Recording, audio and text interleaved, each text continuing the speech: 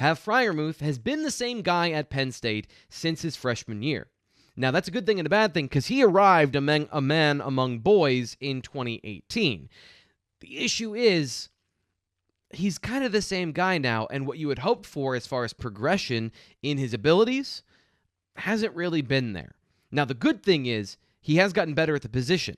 He is a really good receiver. He knows all of the little things that make a good receiver, regardless of position, running back, tight end, or wide receiver, effective at the next level. He's good at getting in and out of his breaks. I think he can quickly transition well, and he's got good ball skills with the ball in the air. He can high point, he's a good red zone target, and he's got good, dependable hands. When you talk about the security blanket sort of thing at a tight end, that's what Pat Freiermuth is going to give you, a dependable target who's going to be where he's supposed to be at all times. I love the way he uses his body to box out other players on the football field to go get the ball, and then when he gets the ball in his hands, and if he has the open field, he can run right over people.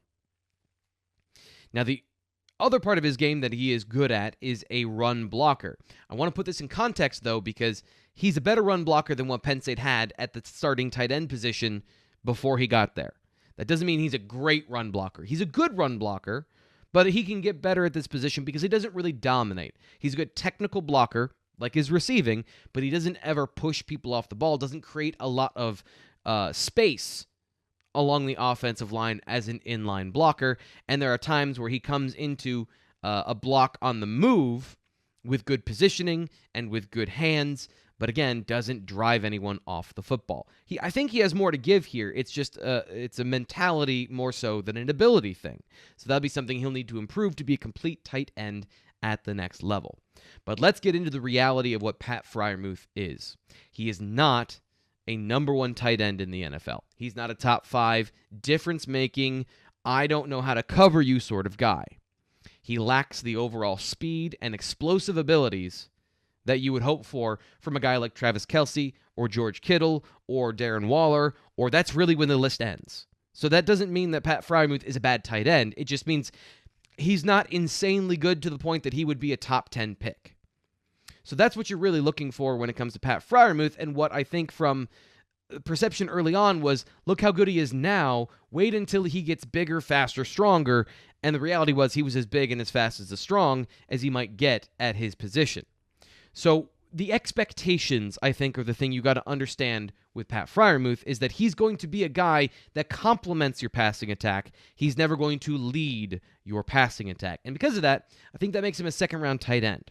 Now, the issues are we haven't seen anything really great from him in a while because of the injury in 2020, and he didn't work out the pro day where he put up any measurables. Teams want him to play at 250 pounds as their move and receiving tight end, and I think what makes him special is if he's around that 255 pounds, using his big body and not focusing on the athleticism of the position, which we know is just, it's not there with him, so why try to force it? Make him a stronger physical player that can still move and is a good receiver at the position. I think that makes him more of a mismatch than making him a 250-pound, smaller than he can potentially be, move tight end.